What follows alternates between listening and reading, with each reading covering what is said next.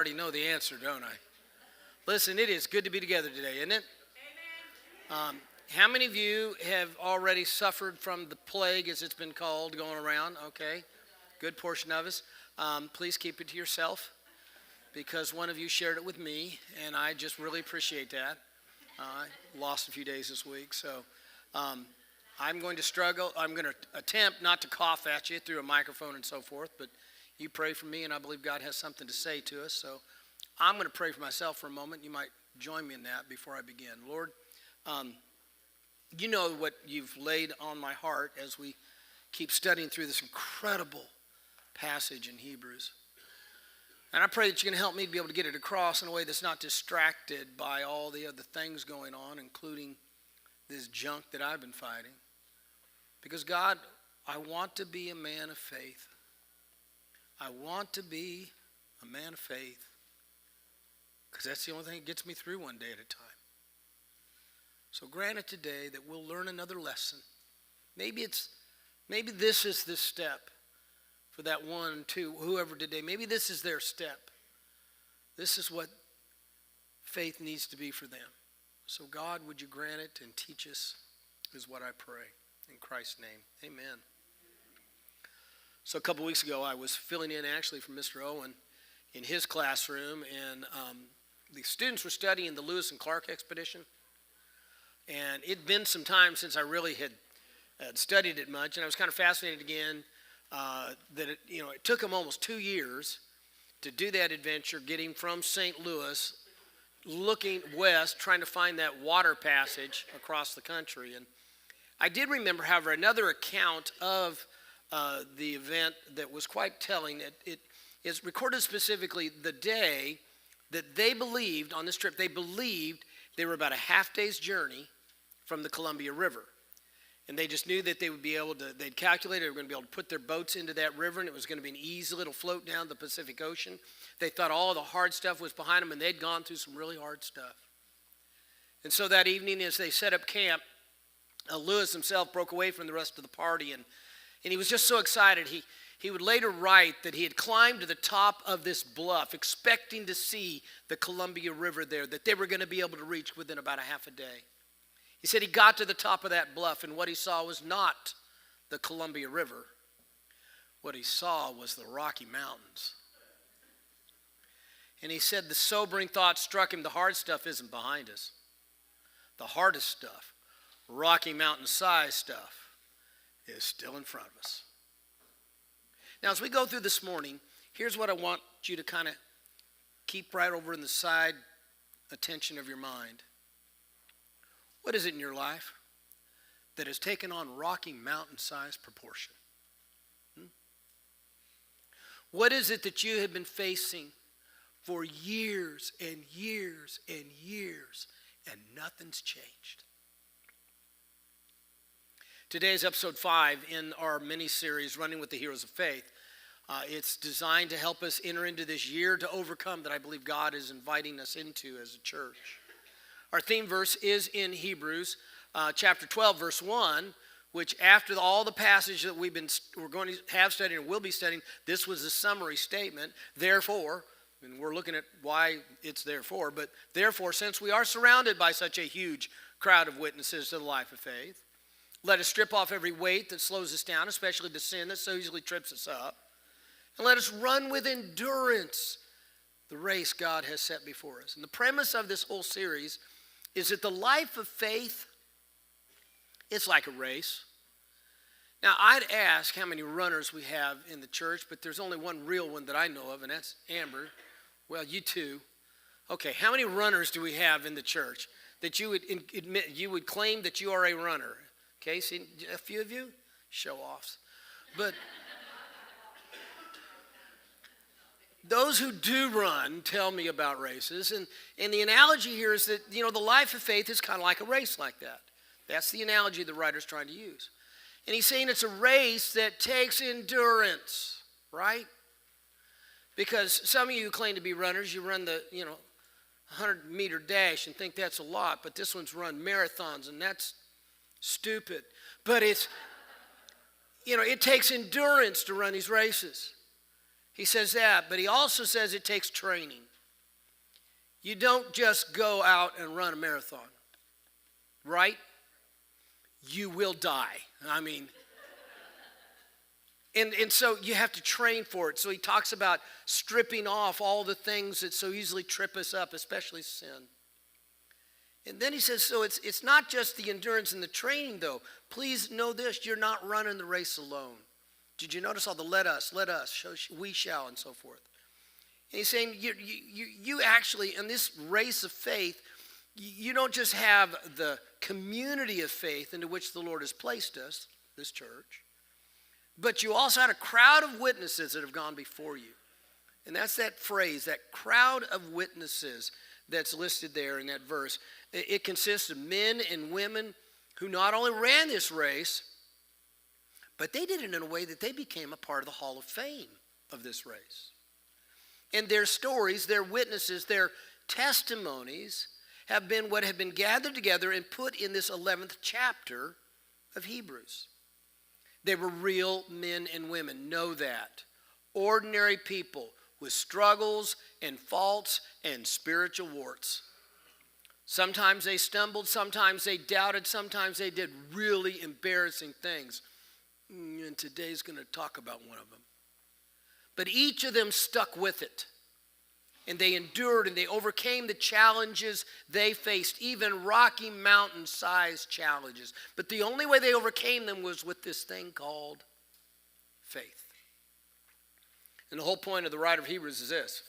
Faith is taking God at his word and trusting it'll be worth it. We were singing those songs a minute ago, and it talked about we're moving from death to life. And I'm thinking, yeah, because it's only because I trust it's going to be worth it that I can pick up my feet and keep going day after day. Faith is taking God at his word and trusting that it will be worth it. And it was that faith that enabled these men and women to overcome their challenges and finish their race. It enabled them to do it in such a way that they actually stood out and became Hall of Famers. And so we've been asking them to step out of the crowd and share their testimony with us one by one. You know that we began with the list, the first one on the list, which was Abel. And we talked about, he teaches us about the sacrifice of faith. And what we learned from him is you can have the favor of God when you make God your favorite. And then the next one to step out of the crowd was Enoch. And he taught us about the walk of faith and that you can know the pleasure of God's presence every day when you walk with God personally every day. And then we let Noah step out and tell us about the impact of faith. And we learned that you can make an impact in eternity when you walk with God in obedience. And then we listened to Abraham last week and the obedience of faith. What we learned is you can discover how God can do anything when you trust God enough to let go of your everything. Well, I hope that you'll go back to those as best we can. We've been having lots of battles with our streaming, so we're trying to get them on the web appropriately. But I hope that you'll go back over those because they're still incredible lessons, because today we got another witness. This was the very first woman that we have who steps out of the crowd to talk to us, and I think it's exciting. Her name is Sarah. Of course, originally it was Sarai, but then God changed it to Sarah. As the wife of Abraham, who was our last witness, she accompanied Abraham as he followed the call of God to leave their hometown in Ur the Chaldees and go to the land of promise that God would show them. But she is not just window dressing for Abraham's testimony. Okay? Remember, when God changed Abraham's name, he gave him a name that meant father of many nations, and at the same time he changed Sarai's name to Sarah, which is the equivalent mother of many nations, basically. She's got her own testimony. So we're going to invite her out to let her share it. And here is how it begins in the book of Hebrews. And by faith, even Sarah. How would you like to be? You're to be the first one. It says even Sarah. It didn't just say Sarah. It says even Sarah. It tells you something about this testimony. Listen, faith is not just for the spiritually perfect people. It's for all of us, warts and all. So by faith, even Sarah, who was past childbearing age, was unable to bear children because she considered him faithful, who had made the promise. Okay, there are two things in that sentence. that I want you to catch and stand out. Two things that stood out to me. One's the word promise, and the other is the phrase past childbearing age, okay? If we're going to understand anything about the testimony of Sarah and what it has to teach us about faith, we got to begin there with the promise and the problem. Okay, there's a promise, but there is a problem. Promise was profound. God had promised that she and Abraham would have a son. Wow, great promise. The problem was even more profound. Like we're talking impossible profound. In fact, when Sarah is introduced in the Bible, her first mention back in Genesis chapter 11, verse 30, her very first mention in the Bible kind of makes that problem pretty clear, because here's what it says. Now Sarai was childless because she was not able to conceive. So the promise may have been, you're going to have a baby, but there's a problem here. She's barren. And even when I mention that word, I know it can bring up all kinds of pain and all sorts of hearts, and I want to be very sensitive and gentle here. Barrenness for many is a problem. For Sarah, it was a problem that was compounded by the promise. So Sarah's problem was, on one hand, she was barren, but that wasn't all the problem, because she wasn't just barren, she was old. At best we can calculate, when Sarah, it was about 65 years of age when God made the promise. Okay, she's barren and 65, and God says, you're going to have a child. Can you see how that could be a struggle? Barren's bad enough, but barren at 65 is like, you got to be kidding me. And we're told, as we follow the account of Sarah through the book of Genesis, just do it, and I hope you will today, that problem just went on year after year after year. You know, when you feel like God gave you a promise and you go year after year after year, you know what you do? You start thinking, maybe I didn't hear that promise so clearly. Sarah went year after year after year after decade after decade after decade, and it began looking Rocky Mountain sized of a problem compared to the promise. So remember how the writer of Hebrews so indelicately put it. Even Sarah, who was past childbearing age. So to put it bluntly, Sarah was facing an impossible problem in spite of the promise. But that's the whole point of her inclusion in their testimony. Sarah's here to teach us about how to believe when the circumstances are impossible. And all I got to say to you is, if you haven't faced that yet, you haven't lived long enough. Because there will be times in your life when you got to still believe even when the circumstances are impossible. Now, am I the only one that's already faced that? Anybody else in that boat yet with me? Yeah. Some of you are facing impossibilities now. You got financial issues that have no solutions, no matter how deep you keep digging that hole. Some of you got problems in relationships that aren't just bad, they're mountain-sized. Others, you got struggles with the kids that would break the heart of the stoutest parent. Others, you've got a report from the doctor that you can't even understand the words, but you can sure understand the tone. Point of the writer of Hebrews is that faith, here's my whole thing I want you to catch today. Faith is what gets us from the problem to the promise. Faith is what gets us from the problem to the promise. That's the whole point of Sarah's place in the Faith Hall of Fame. Don't miss the fact it began with, by faith, even Sarah. Faith is still the answer. She's here to show us that the only way to get from the impossible problems of our lives to the powerful promises of God is this thing called faith. Now, in full disclosure, Sarah took a while to learn that one, okay? It just took her a while to figure that one out. Let me ask this question here, because it kind of helps too. I want you to keep thinking these things about yourself. Here's one. Have you ever tried to fix your problem by forcing your way? Hi, my name's Russell, and I've tried to fix a number of problems by forcing my way. How'd that work out for you? It might have worked out, but how did it really work out? if you take the time to read the account of the life of Sarah, which is contained in Genesis chapter 11 through chapters 23, I hope you will, you're going to find how you might wonder, how in the world does this woman even qualify for this Faith Hall of Fame? There were moments in Sarah and Abraham's life when they just shine. And there are other moments that shine is not the word you would use for them. There were those times when they were traveling to places that they didn't belong. They shouldn't have been going there, but they were going there. And so what they chose to do was to lie to the officials in order to deal with the problem of perceived danger. You'd never lie to deal with something you thought might put you in danger, right? You'd never lie, right? Well, that just led to a mess after mess. That happened so many times. It was terrible, a mess of their own making that took some time and the help of God to resolve. But the real wart on Sarah's resume came when, after 10 years of waiting for this promise from God, I mean, did he really say it? It's been 10 years. After 10 years of waiting on the promise of God and no progress, Sarah decides, I am taking matters into my own hands. The PG version of it is that Sarah takes her slave girl named Hagar and says to her husband, here, impregnate her and I'll take the baby as mine. And Abraham says, okay, you know. That was the Hagar debacle.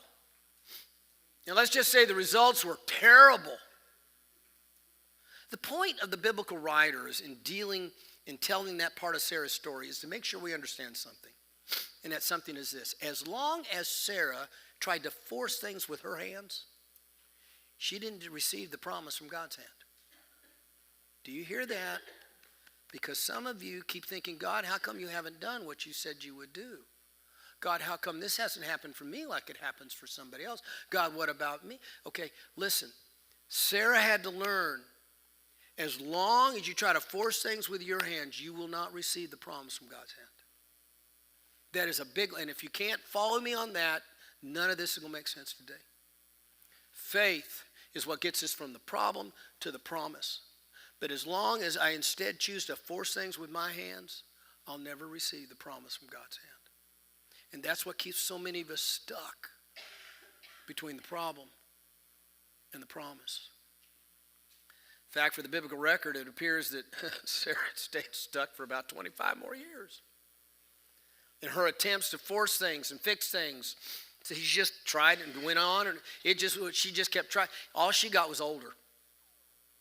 All she got out of it was older, such that when God finally shows up, after all those years and all those attempts on her part to force it all, and he repeats the promise to Sarah and Abraham, all they can do is laugh. Yeah, right, God. You're joking us, aren't you? Yes, that shows they were human, and what they felt was what we feel after going through years of impossible situations. But it also shows that even though they'd messed up, they still hadn't grown up. Even though they'd messed up, they haven't grown up. God, help me say it nicely. I love you, but so many of you, I've watched you mess up, and you still haven't grown up. And that's why you're going to mess up again. Sarah and Abraham, year after year, kept trying. You know the definition of insanity is doing the same thing over and over, thinking you're going to get a different result? 25 years, they kept doing that. You keep messing up because you haven't grown up. And I'm trying to say that nicely. So why in the world would the writer of Hebrews include Sarah's testimony? What is he trying to show us? He's trying to show us that God is still able to give you the strength you need to overcome the challenges you face. And hold there. I haven't finished the statement. God is able to give you the strength that you need to meet the challenges you face. That's the crux of the testimony of Sarah. By faith, even Sarah, who was past childbearing age, was enabled. God enabled her. It says it gave her the power to bear children, to conceive. God can give you the strength you need to overcome your challenges if you will trust him. That's the part you got to get down. If you will put it into his hands rather than try to force it with your hands. If you will trust him. Faith really is a key that gets us from the problem to the promise. And with that in mind, I want you to listen again to the whole thing of what the writer of Hebrews says about her. And by faith, even Sarah, who was past childbearing age, was enabled to bear children because she considered him faithful who made the promise. Sarah had to come to the point where she stopped trying to fix things by herself and force her way and start trusting God to be able to do what he said he would do regardless of the size of her problems. Now, how about you? I think one of the big questions that all of us have to wrestle to the ground if we're going to grow up is this. What's your faith when you don't get the expected outcome you want? Is God still your God when you don't get what you want? Because if that's the case, whoa. Is God still God when you don't get what you want? Or is your God simply a butler or a maid that you keep in your life as long as it serves your purpose? Because if that's the case, you're not working for God. You think God works for you. And God have mercy on your soul. And you're going to simply see him, if you simply see him as a means to your ends, while you take things in your own hands, that's just one mess after another. Until we get that straightened out, we're not going to have a faith that moves us from the problem to the promise. So what is it that finally got Sarah there? What is it that finally convinced her to stop taking things into her own hands and put it in God's hands and trust him? Well, if you continue reading, and I am jumping through chapters of Genesis, but if you read Genesis chapter 18 to 20, you're going to find that there were two things that happened that finally convinced her. Two demonstrations of God's power. One was the display of his power in dealing with the faithless, violent, perverted ways of Sodom and Gomorrah, while at the same time saving Lot, who possessed just a modicum of enough faith to take God at his word when God said, get out of here. That's all the more faith he had. He took God at his word and got out. The other thing that happened, the other display of God's power, was that real quick here, they're again going someplace they shouldn't have been going, and they're lying about themselves in order to think they can keep themselves safe. And as a way to finally get through them, God does this thing where the king in the royal household there, he just shuts all their wombs. Nobody's having babies in the whole place. Nobody's having babies. And then God opens them all. And everybody's having babies. Everybody's having babies. I mean, I shouldn't say things like that in a group like this. Anyhow. So Sarah's saying, wait a minute. Look at the power of God and how he saved Lot when all Lot did was take God enough at his word to get out of there. And here are these people, because the king took God at his word. God came to him and said, and he went, okay. And because he took God at his word, man, you got women, barren women having babies all over the place. So Sarah finally somehow went, I guess I'll go it that way. I guess I'll try to trust God and take him at his word rather than take things in my own hands. And that's when we're told, then the Lord was gracious to Sarah, as he said, and the Lord did for Sarah what he had promised. So God did what he said he would do when Sarah was ready to take him at his word. And that's why the writer of Hebrews includes her in this roll call of faith. And that's why he included this comment in her testimony of just how big a deal it was. And so from this one man, and he's as good as dead, came descendants as numerous as the stars in the sky, and as countless as the sands in the seashore. So what's the point, Russell? What's the point? The point is, God can turn barrenness into abundance when you take him at his word. God can turn barrenness into abundance when you take him at his word. And keep taking him at his word in spite of your impossibilities. And again, some of you haven't figured that out yet. And so you just keep facing the same mess. And it comes back up. You're having this mess in the marriage. You're having this mess with your finances. And it just keeps happening. Why is it? Because you've yet to ever actually take God at his word. and put it in his hands. You keep trying to fix it your way and fix it your way and fix it your way. And he just keeps doing the same mess. Am I talking too close to home here? Let me ask you something. What is the impossible problem you're facing? I asked you to consider that. What's your Rocky Mountain-sized challenge? Have you been believing, what have you been believing for years and you still haven't seen anything happen? All you've gotten is older. Sarah received power to overcome her barrenness, because she considered God faithful. She took him at his word, who had made the promise. I just know that as long as I keep trying to fix it with my own hands, it just keeps making a mess, right? Hey, I do that. Let me give you one example. And this is just a stupid example. I was pastoring in Texas for a decade, and the church we had a baptistry behind this part of the wall of the sanctuary. And the baptistry had been literally poured into the concrete of the foundation of the church. So it was a concrete baptistry. The thing about it, however, was that it got cracks in it. And sometimes, because the ground moves, the cracks would open up and you'd fill it up to have a baptism and it would drain right out. Other times you'd fill it up and it wouldn't drain out. So you just never knew from time to time. It was a schizophrenic baptistry. And one time, I got in. I had like 5 new believers to baptize on a Sunday, so I got in there on Saturday morning. I filled the thing up with water. I put that big old heater in there so it'd be warm enough not to send them straight to see Jesus after I baptized them.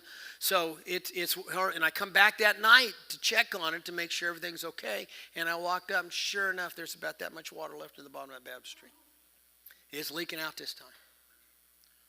What am I going to do?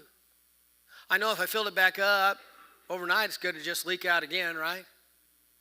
And I know that if I wait until the morning to put the water in, it's going to be so cold, I will send somebody to see Jesus. But I thought to myself, I can fix this. I've got at least 3 brain cells. I know what I'll do. Because I know that cold water plus hot water equals warm water. So why don't I take and put that heater down into the bottom of that, what little water I had, turn it all the way up. And that way when I come in the morning, it'll be hot. I'll fill it back the rest of the way with water that comes out cold, and it'll come out even enough that I won't kill somebody with this. Sounds like a reasonable idea, right? Did I ask anybody about it? No. I can fix this. You've never done that, right? Well, if you're ahead of me, you already know that I walked into the church the next morning. It was like a sauna.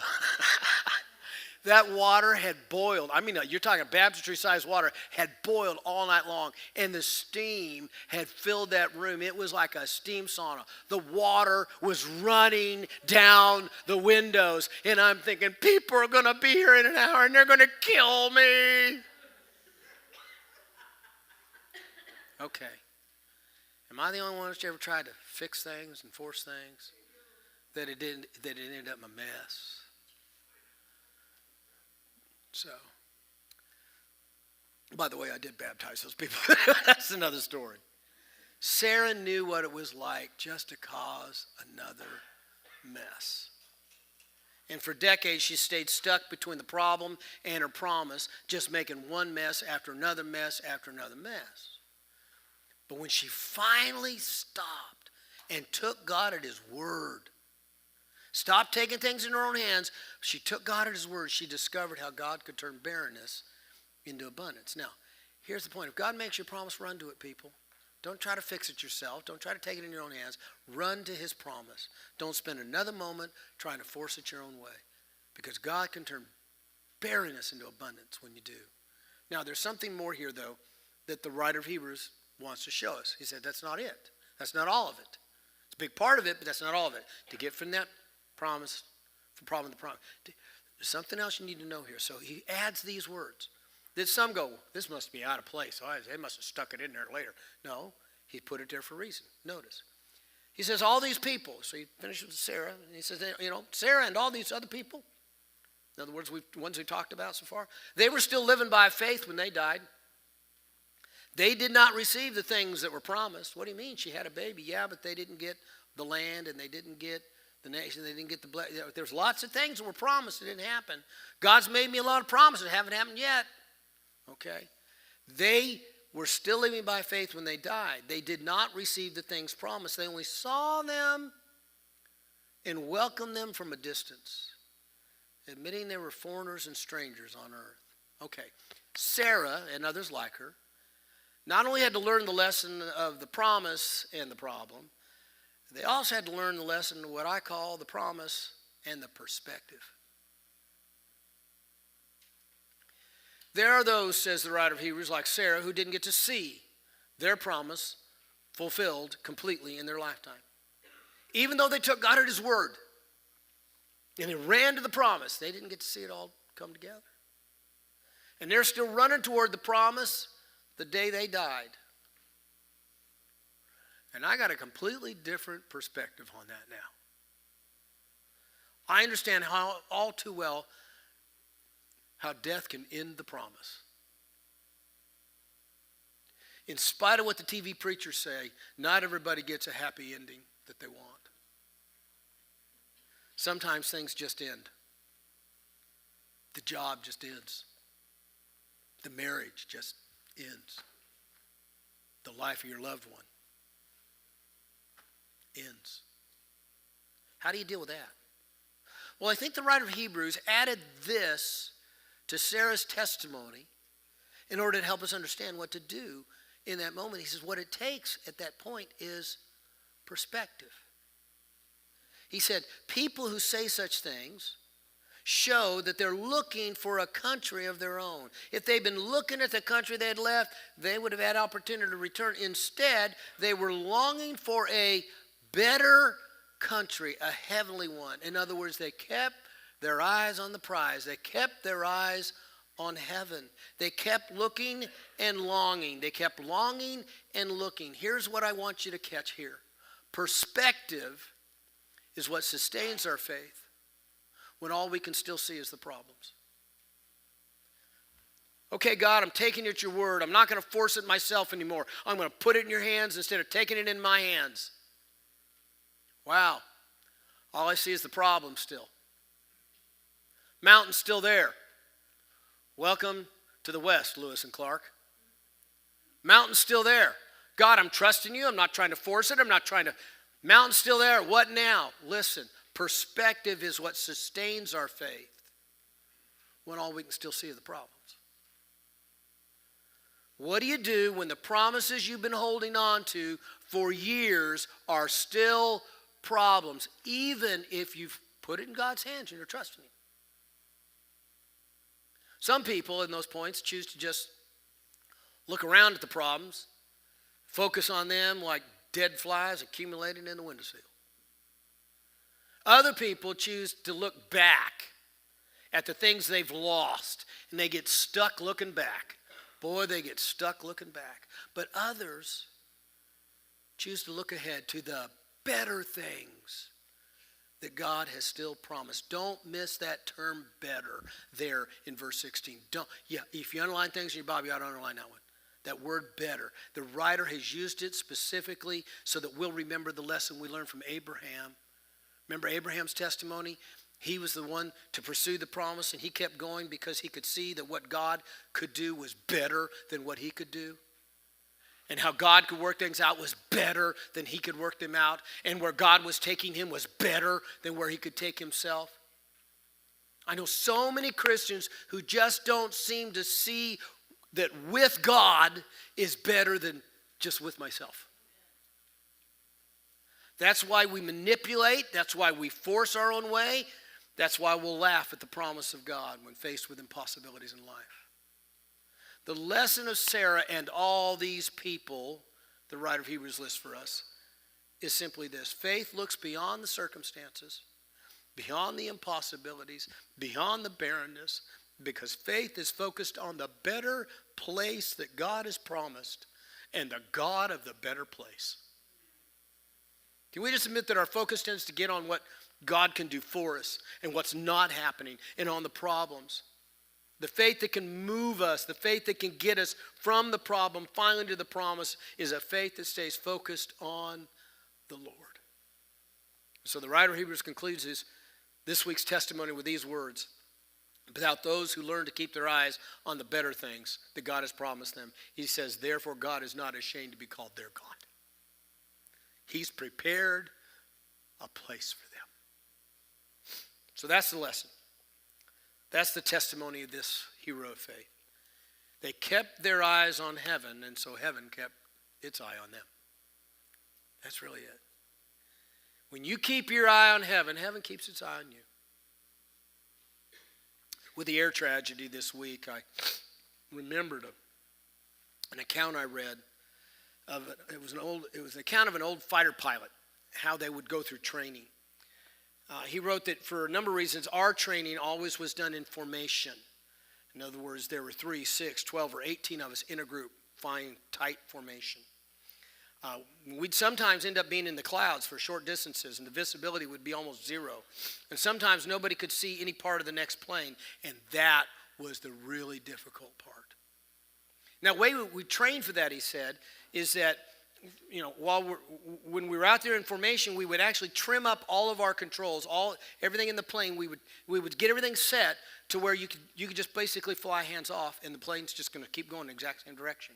And what we do is we get lined up on the leader of the formation, and we'd get everything trimmed. That way, we're just going to keep going. Nothing's going to change because we're not changing anything, and we stay focused on that. And even when we got into the clouds, we couldn't even see each other. We couldn't see anything, but we just kept going in that same direction, and we would stay in formation. He says it was the rookies who would try to bail out because they got afraid. That's when we'd have terrible tragedies. The point is that when visibility is lost, just keep going.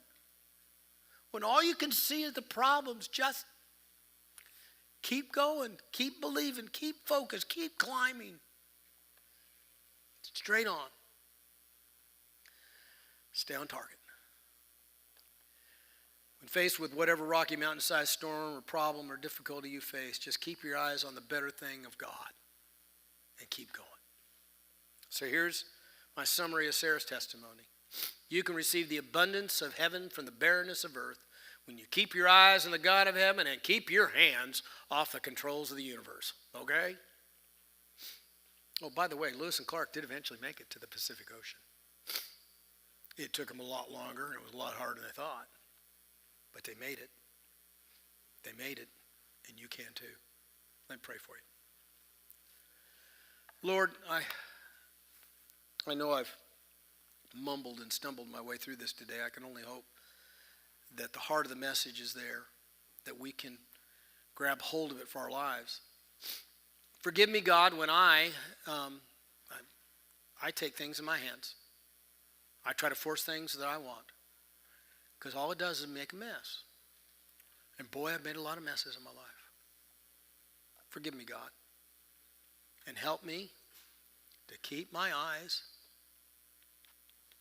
fixed on the better place you've promised me, and you, the God of that better place. I pray, Lord, for those in this place who are having the challenges and the troubles and the struggles that have been really overwhelming them. And they've gotten to the point where all they can see is the problems. God, speak into them this morning. Teach them how to take you at your word, trust you in spite of it, and keep their hands off of it. God, I pray for that one who's so discouraged. They've been praying for this for years and years and years, and they're seeing no progress. No progress in the relationship, no progress in the family, no progress in the whatever. God, help them to steady on. Help them to stay steady on. Because you will take them to the better place.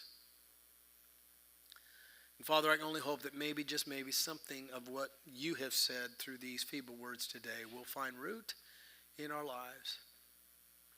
Because faith is what we need. Now, I'd be remiss, with heads bowed and eyes closed, I'd be remiss if I did not take a moment to say that There very well may be somebody in here today who, truth of the matter is, you know that you have never, up to this point yet, really taken God at his word, put your faith in Jesus. You've been trying to do your own thing for quite some time now. Maybe you're willing to say, Lord, it's time that I turn it over to you. I want to give things to you. And if that's you today and you'd like me to pray over you, just slip up a hand. Let me pray over you, please. Yeah, yes. Father, you know what we need when we get so far afield by trying our own way. Grant that today will be the day we say, it's into your hands, Jesus. I place my life. I place my life. I trust in you. Save me. Forgive me. Make me yours. God, I'm going to believe that you are at work to do that today in redeeming ways. So would you love on each one as we go from this place today? Would you give us something today that makes us realize that the beautiful sunshine is a promise from you that you're there even when there's clouds, and that somehow today we'll stay focused on you. I pray in Christ. Amen. Have a great day. Stay away from anybody coughing and hacking. Yes, please.